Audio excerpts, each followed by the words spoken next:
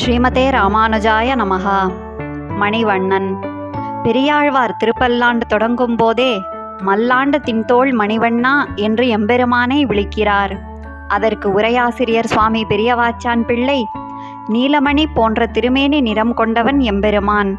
நீலமணி அழகியதாய் ஒளிமிக்கதாயிருப்பது போல் எம்பெருமானின் திருமேனி இருக்கிறது. அந்த திருமேனியை கொண்டு முரட்டு மல்லர்களுடன் போர் செய்கிறானே என்ற ஆழ்வாரின் பரிவை விளக்குகிறார். யசோதையாக தன்னை பாவித்து கொண்ட பெரியாழ்வார் கண்ணனை மணிவண்ணா மஞ்சனமாட நீவாராய் என்று அழைக்கிறார். அதற்கு வியாக்கியானம் அருளி செய்யும் சுவாமி மணவாள மாமுனிகள், மாணிக்கம் போன்று அனைவரையும் தன்பால் ஈர்க்கும் தன்மையை கொண்டது உன் திருமேனி. அந்த மாணிக்கத்தில் தூசு படிந்திருப்பது போல் உன்னுடைய திருமேனியில் புழுதி படிந்திருக்கிறது.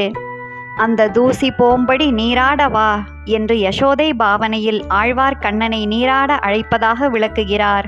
மாரில் மாமணி வண்ணன் என்று நீலமணி போன்ற ஒளிமயமான அவனுடைய திருமேனி அழகிற்கு வேறு எதுவும் ஒப்பாகாது என்கிறார் பெரியாழ்வார். பெரியாழ்வார் திருக்கோட்டியூரில் எழுந்தருளியிருக்கும் எம்பெருமானை பற்றி ஏழுலகுண்ட தூமணி வண்ணன் என்கிறார். அதை உரையாசிரியர் சுவாமி மணவாள மாமுனிகள், பிரளய காலத்தில் எம்பெருமான் 7 லோகங்களையும் விழுங்கி தன் வயிற்றில் வைத்து காக்கிறான். அவ்வாறு காத்ததனால் ஏற்பட்ட மகிழ்ச்சியில் அவன் திருமேனியில் நீலரத்னம் போல் ஒளி வீசியது என்று விளக்குகிறார்.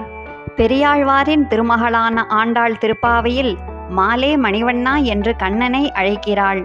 இதை விவரிக்கும் சுவாமி பெரியவாச்சான் பிள்ளை, மால் என்றால் தன் பக்தர்களிடம் அளவு கடந்த அன்பு கொண்டவன் என்று பொருள்படும். அந்த அன்பின் ஒளியால் நீலமணி போல் இருக்கிறான். மேலும் நீலமணி முந்தானையில் முடிந்து வைத்து கொள்ளலாம்படியான எளிமையை உடையது. அதேபோல் கண்ணன் யசோதை போன்ற தன் பக்தர்களுக்கு கட்டவும் அடிக்கவும்படி எளியவன். அவர்களிடம் கருணை கொண்டவன். ஒருவேளை அவன் எளியவனாக இல்லாவிடினும் அவனை விட்டு விலக முடியாதபடி அவனது திருமேனி அழகு மயங்கச் செய்திருக்கிறது என்று விளக்குகிறார். ஆண்டாள் தன்னுடைய மற்றொரு பிரபந்தமான நாச்சியார் திருமொழியில் மன்மதனிடம் மணிவண்ணருக்கு என்னை வகுத்திடு என்று வேண்டுகிறாள். வைத்த கண் மாறாமல் பார்த்து கொண்டே இருக்கலாம்படியான நீலமணி போன்ற வடிவழகு உடையவன் எம்பெருமான். அவனோடு தன்னை சேர்த்து வைக்குமாறு மன்மதனிடம் வேண்டுகிறாள் ஆண்டாள் என்று இவ்விடத்தில் விளக்குகிறார் சுவாமி பெரியவாச்சான் பிள்ளை. மேலும் ஆண்டாள் குயிலை எம்பெருமானிடம் தூது அனுப்பும் போது மாதவன் மாமணி வண்ணன் என்கிறாள். மாதவன் என்னும் திருநாமம் மகாலட்சுமியின் நாயகன் என்று பொருள்படும். வியாக்கியானத்தில் சுவாமி பெரியவாச்சான் பிள்ளை, எம்பெருமானுடைய பெரிய நீலமணி போன்ற அழகான திருமேனி அவனுக்கென்று இருப்பதன்று. அது மகாலட்சுமி மற்றும் அவளை போன்ற அடியார்களின் அனுபவத்திற்காக இருப்பது. அதனால் தனக்கும் அந்த அனுபவம் கிடைக்க வேண்டுமென்று ஆண்டாள் ஆசைப்படுகிறாள் என்கிறார். திருமங்கையாழ்வார் மணிவண்ணன் அம்மான் என்று நீலமணி போன்ற தன்னுடைய வடிவழகால் என்னை தனக்கென்று எழுதி கொண்டவன் என்கிறார். அவ்வாழ்வார் மற்றொரு பதிகத்தில் வரம் தரும் மாமணி வண்ணன் என்று வேண்டியவற்றையெல்லாம் தரும் சிந்தாமணி போன்ற அவனுடைய தன்மையை கூறுகிறார்.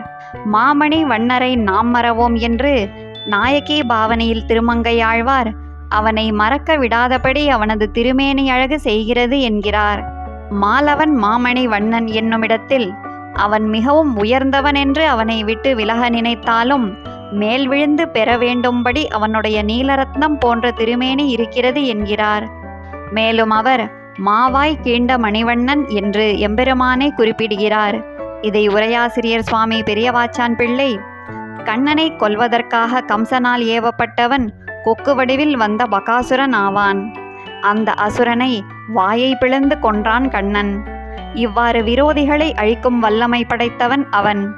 ஒருவேளை அவன் விரோதிகளை போக்காவிட்டாலும் அவனுடைய வடிவழகு விட முடியாததாக இருக்கிறது என்கிறார்.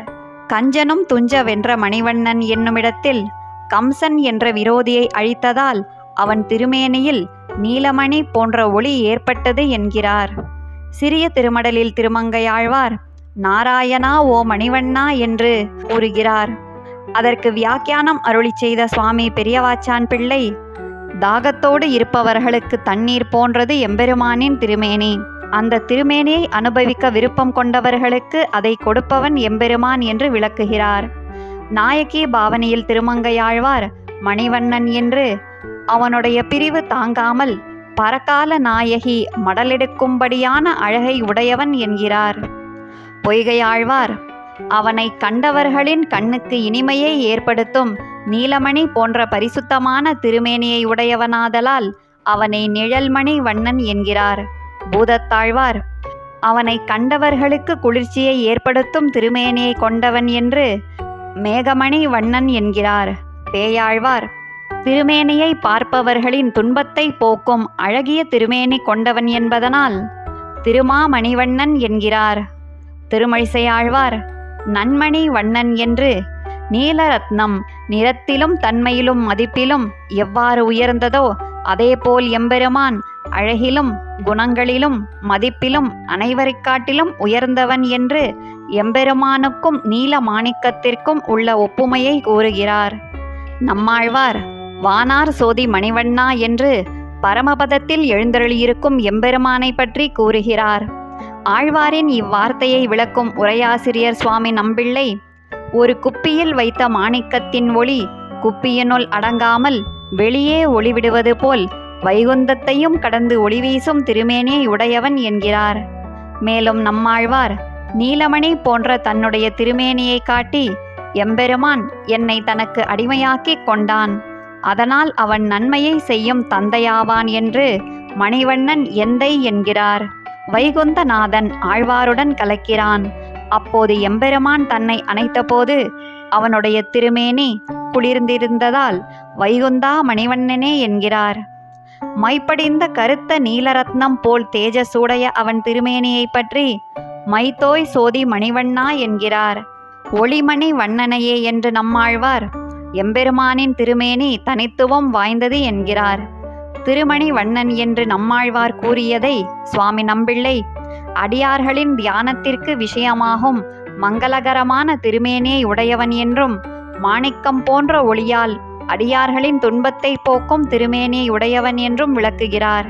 மேலும் ஓரிடத்தில் குரவை கோத்த குழகனை மணிவண்ணனை என்று கண்ணன் ராசக்கிரீடை நாட்டியம் ஆடும்போது ஆயர் பெண்களை வசீகரித்து அவர்களது விரக துன்பத்தை தீர்க்கும்படியான நீலமணி போன்ற திருமேனி கொண்டவன் என்று கூறுகிறார். எனது ஆருயிர் கெழுமிய கதிர்சோதியை மணிவண்ணனை என்று நம்மாழ்வார் தான் எம்பெருமானுக்கு ஆட்பட்டதற்கு மணி போன்ற அவனுடைய திருமேனி நிறமே காரணம் என்றும் அதனால் அவன் என் உயிரோடு கலந்தான் என்கிறார். தூமணி வண்ணன் எம்மான் என்று நம்மாழ்வார் பழிப்பற்ற நீலமணி போன்றிருக்கிற வடிவழகை காட்டி என்னை தனக்கு மட்டுமே அடிமையாக்கி கொண்டான் என்கிறார். மணிவண்ணன் கண்ணன் என்று எம்பெருமான் ஜீவாத்மாக்களை தன் மணி போன்ற வடிவழகை காட்டி சம்சாரக் கடலிலிருந்து கரை சேர்க்கவே கண்ணனாக அவதரித்தான் என்கிறார். வள்ளலே மணிவண்ணா என்று தன்னுடைய நீலமணி போன்ற திருமேனியை எனக்கு கொடுத்த வள்ளல் தன்மை உடையவன் எம்பெருமான் என்கிறார். வாங்கெனை நீ மணிவண்ணா என்று மற்ற விஷயங்களில் ஈடுபட்டிருந்த தன்னை நீலமணி போன்ற வடிவழகை காட்டி தன்பால் ஈர்த்தான் என்கிறார் நம்மாழ்வார். மணிவண்ணன் நாமமே இவள் என்று தாய்பாவனையில் என் மகள் பராங்குஷ நாயகி தன் நாயகனான எம்பெருமானுடைய நீலமணி போன்ற திருமேனி அழகிற்கு தோற்று அவன் திருநாமத்தையே பிதற்றுகிறாள் என்கிறார். மணிவண்ணவோ என்று அவன் வடிவழகை சொல்லியே அவனை என் மகள் கூப்பிடுகிறாள் என்று தன் மகளின் நிலையை பற்றி விளக்குகிறாள். ஆழ்வார் எம்பெருமானார் ஜீயர் திருவடிகளே சரணம்.